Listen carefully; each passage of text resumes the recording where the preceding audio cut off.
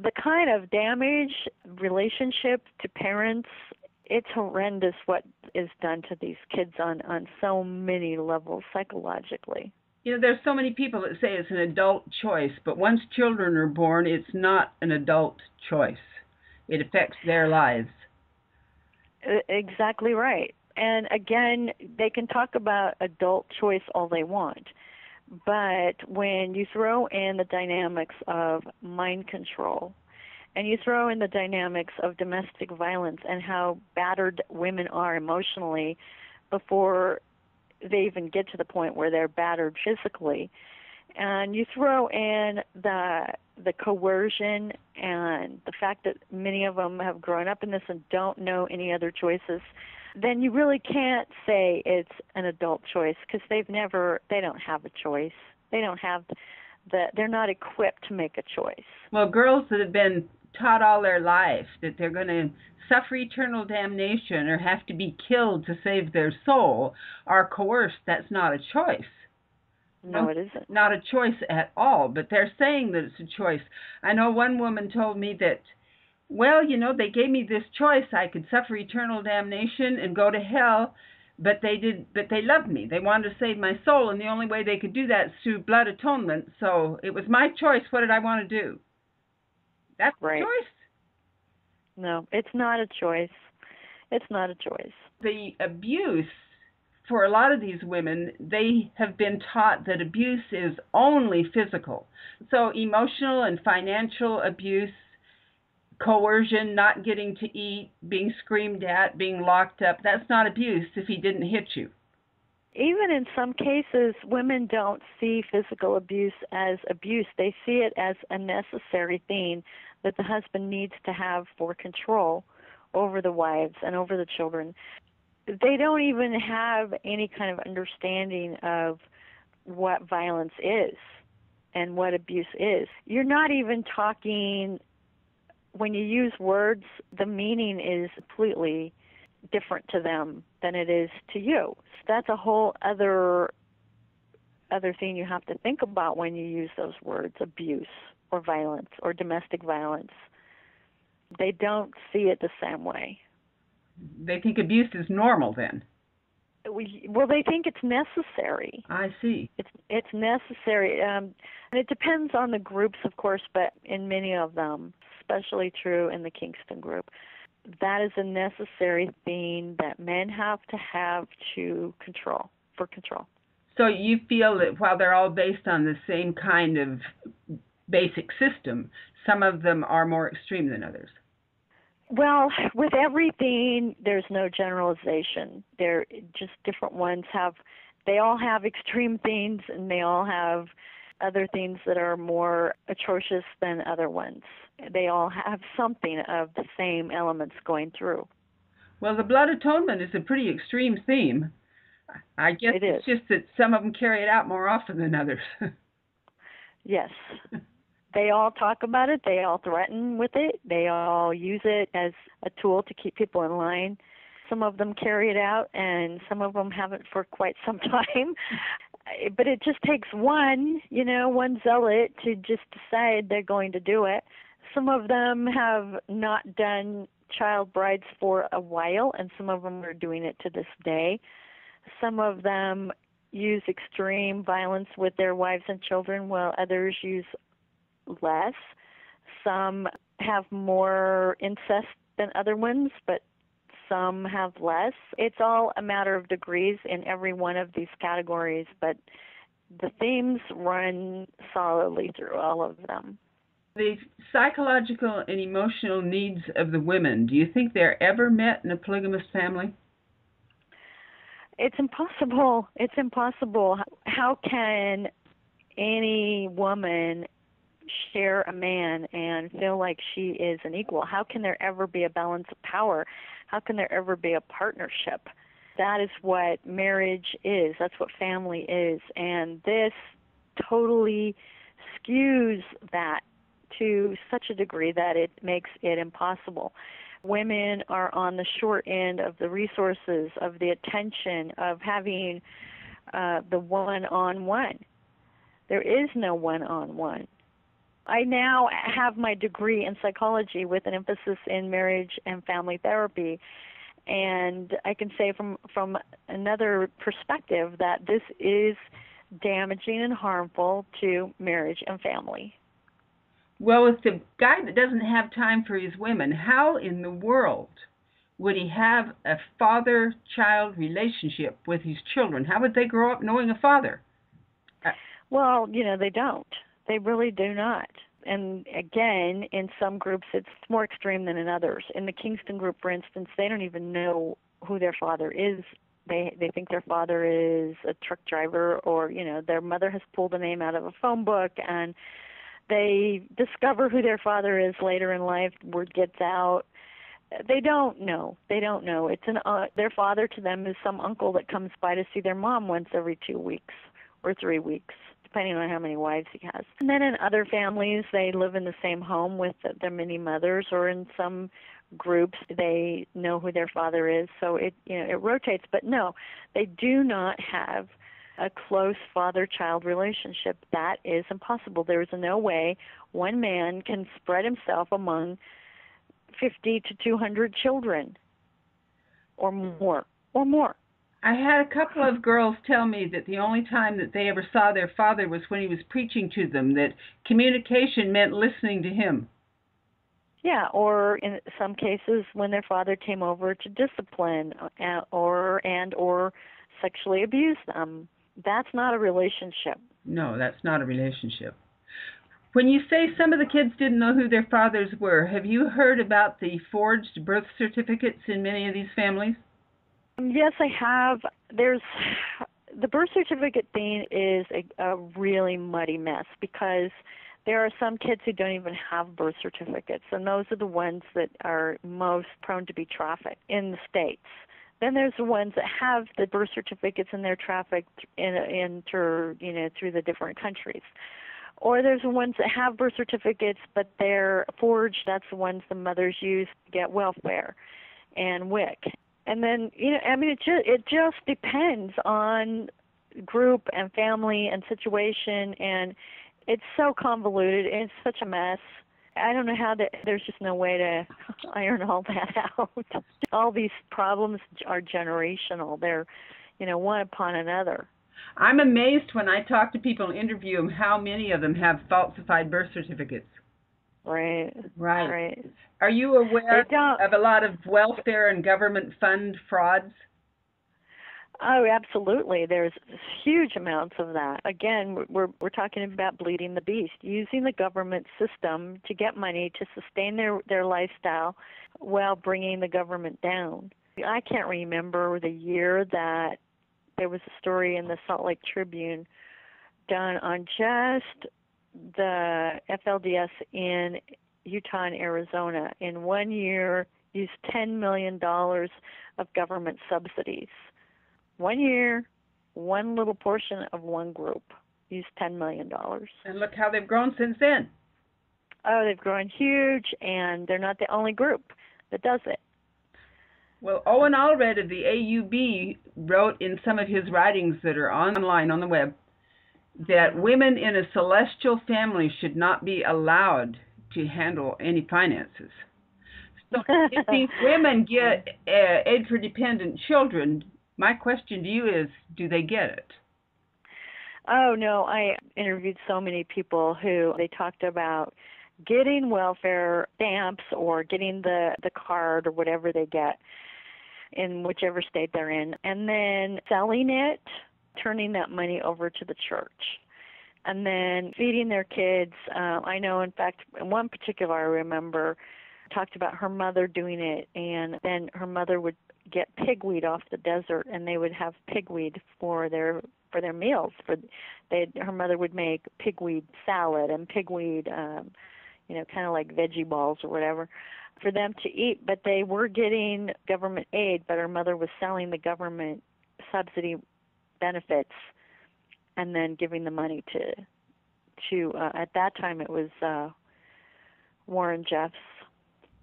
Isn't it interesting? I wonder how many children a man can spawn, and our laws never hold his feet to the fire and make him responsible. But Our laws hold the taxpayers' feet to the fire and make them responsible.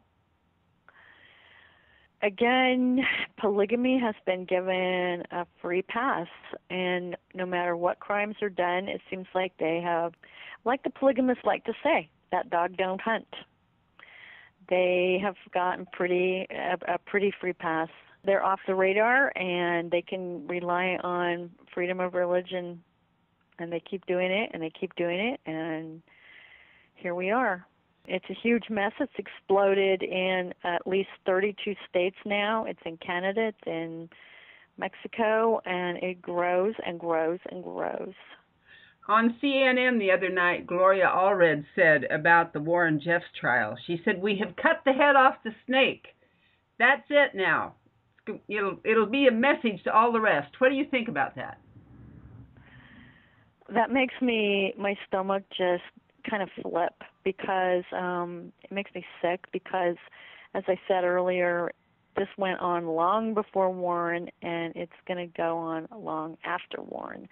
And what they're counting on is that people have that attitude, because now nobody's going to be watching anymore, because everybody thinks it's all okay, and they can go ahead and do everything as business as usual, which is what they do.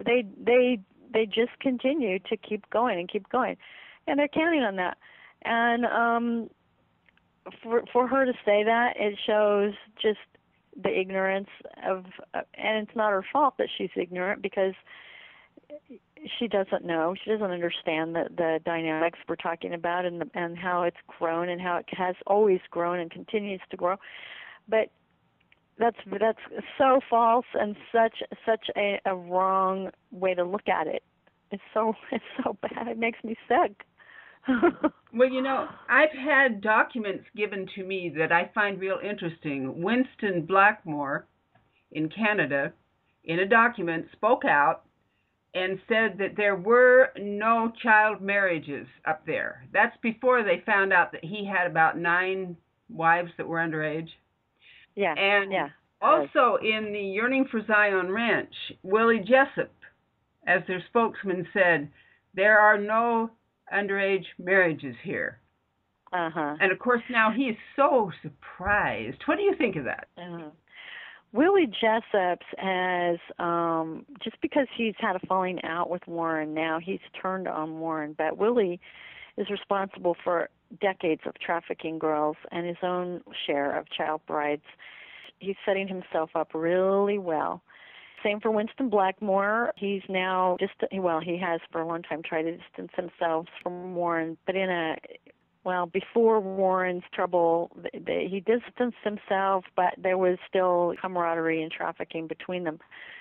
But now he's going to distance himself more, but he's still going to do what he's always done, trafficking and child brides.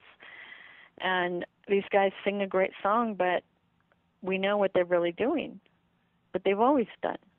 Well, you have to say one thing for them. Most of these guys that stand out and become their spokesman have learned how to speak well, and they become quite convincing for those who don't know who they really are. Well, they've become quite convincing because they know how to work the PR machine, and that's in part to some unethical reporters in Salt Lake who, during the Texas raid, went down to Texas and in exchange for exclusive stories, brainstormed with them for days before the rest of the media was let in on how to present themselves well to everyone, and to come across looking like forlorn, heartbroken parents crying for their children.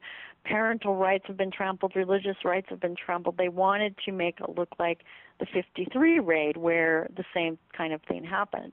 They were very good at it, they were very effective at it, and they've learned how to handle the media that way. So the raid, the way that it was handled there, making all the women on the screen all sad and crying, which of course I believe they really were, but now in retrospect the public looks at them and says, whoa, these women crying for their children are the same women that gave their 12-year-olds up, 14, 15-year-olds up for child brides. They're the same women that threw their sons out when they got through working them and kicked them out as soon as anybody said they had to, and disowned them, the Lost Boys. They're the same women. Well, and those women, it's interesting that nobody noted that weren't really crying real tears. They weren't crying tears at all. They were screwing up their faces and making sounds like they were crying, but they weren't crying.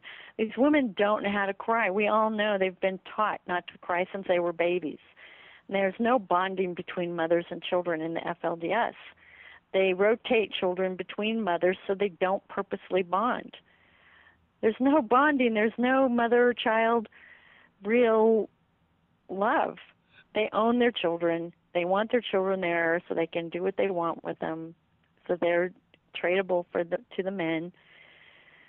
And these mothers are the same mothers, like you said, that can marry them off and kick them out. In 1953, when they had those raids, Clyde Mackert was the polygamous poster boy. He had 3 age-appropriate wives. He was on the front of, I think it was Life magazine and in several newspaper articles. And 3 of his daughters have gone public and said that he sexually molested them. This is the poster boy selling polygamy. Right. And I've talked to those women, and actually also one of the daughters who's still in polygamy. The daughters have told me that they wish the government hadn't sent the kids back, because if they hadn't, they would have never been molested. But those same daughters were not only molested by their dad. They're at the mercy of these male priesthood men, and they're used in every way.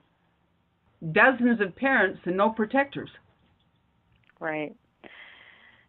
That's right. Well, dozens of predators and no protectors. Well, the sad thing about it is that as bad as it is, it becomes a haven for predators from the outside as well. Well, right. They can convert, and they have access to not just a couple or not just a few or not just a handful. They've got access to hundreds of kids. Hundreds of kids. I see a lot of notes on the web about polygamy. People write in and say, well, there's abuse in monogamy too. But, the percentage of abuse is always greater when someone has all the power and somebody else doesn't have any. Isn't the percentage actually approximately the same as the distance between the ones who have power and the ones who are enslaved? I would say that's a pretty accurate way to put it. That's such a lame excuse to say that there's abuse in monogamy. Okay, there's problems all over the world. We're talking about institutionalized pedophilia. We're talking about institutionalized abuse, and we're talking about institutionalized human rights violations, institutionalized third world conditions for American citizens. There is no comparison. There is no way they can make that straw argument. Well, they make a pretty crazy argument. You notice the Muslim polygamists blame Abraham in the Bible, and the Jewish and Christian polygamists blame King David, and the latter-day or later polygamists blame Mormonism. All of them blame somebody who lived between 150 or 2,000 years before they were ever born for their personal crimes today.